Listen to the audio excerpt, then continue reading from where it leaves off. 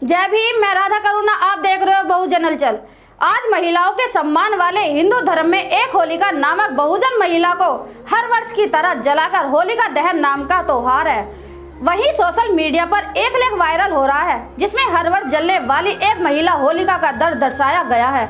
लेख इस प्रकार है कि मैं होलिका बोल रही हूँ, मेरे प्यारे बहुजन भाइयों और बहनों, मैं आपकी बहन होलिका बोल रही हूँ।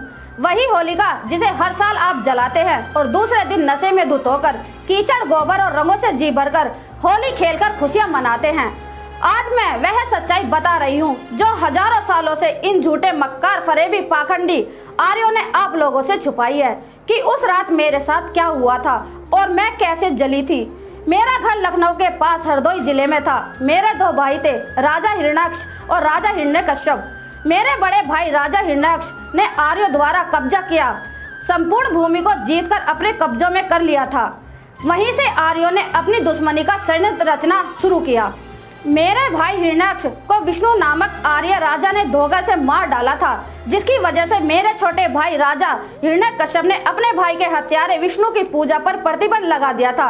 लेकिन हिरण्यकश्यप के पुत्र प्रहलाद को विष्णु ने नारद नामक आर्य से जासूसी कराकर उसे गुमराह किया और अपने झांसे में लेकर घर में फूट डलवा दिया। प्रहलाद गद्दार निकला और विष्णु से मिल गया तथा बुरे कामों में पड़कर पूरी तरह आवारा हो गया। सुधार के तमाम प्रयास विफल हो जाने पर राजा ने उसे घर से निकाल दिया। अब प्रहलाद आर्यों की आवारा मंडली के साथ रहने लगा। वह अव्वल नंबर का शराबी और आवारा बन गया, परंतु मेरा इसने अपने भतीजे प्रहलाद के लिए प्रतिदिन बढ़ता जा रहा है। मैं अक्सर राजा से छुपकर प्रहलाद को खाना खिलाने जाती थी। फागुन माह की पूर्णिमा थी। मेरा विवाह तय हो चुका था। फागुन पूर्णिमा के दूसरे दिन ही मेरी बारात आने वाली थी। मैंने सोचा कि आखिरी बार प्रहलाद से मिल लूं, क्योंकि अगले दिन मुझे अपनी ससुराल जाना था। जब मैं प्रहलाद को भोजन देने पहुंची तो प्रहलाद नशे में इतना धुत था कि वह खुद को ही संभाल नहीं पा रहा था। फिर क्या था, प्रहलाद की मित्र मंडली ने मुझे पकड़ लिया और मेरे साथ सामूहिक दुष्कर्म किया।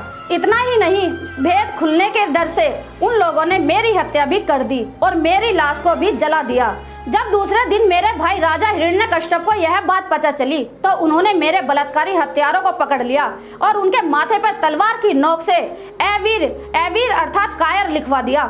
उनके मुख पर कालिख पोतकर जूते चप्पल की माला पहनाकर पूरे राज्य में जुलूस निकलवाया।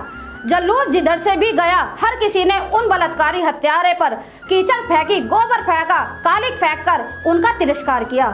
परंतु इन झूठे, फरेबी, मक्कार, पाखंडी आर्यों ने मेरी इस शहादत की सच्चाई को छुपाकर होलिका दहन के रूप में एक त्योहार बना दिया है और आप लोग अपनी अज्ञानतावश इनके झांसे में आकर अपनी ही अनार्य बहन होलिका को हर साल जलाकर दूसरे दिन नशे में धुत होकर एक दूसरे को कीचड़, गोबर, रंग लगाकर खुशियां मनाते हो।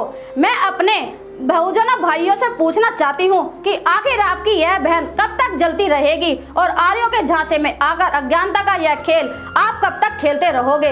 अब आपको तय करना है कि आप ऐसे ही होलिका एक महिला को जलाकर खुशी मनाते रहोगे या अपनी इस होलिका महिला के सम्मान के लिए होली मनाने का तिरस्कार करोगे। आपकी इस पे क्या राय है, कमेंट्स बॉक्स में जरूर लिखें। मैं राधा करुणा, फिर मिलेंगे नई खबर के साथ। धन्यवाद। अगर आप चाहते हैं गरीब और वंचित इंसान की आवाज आप तक पहुंचे तो हमारे चैनल को सब्सक्राइब करें और बेल आइकन का बटन दबाना ना भूलें। देखते रहिए बहुजन हलचल न्यूज।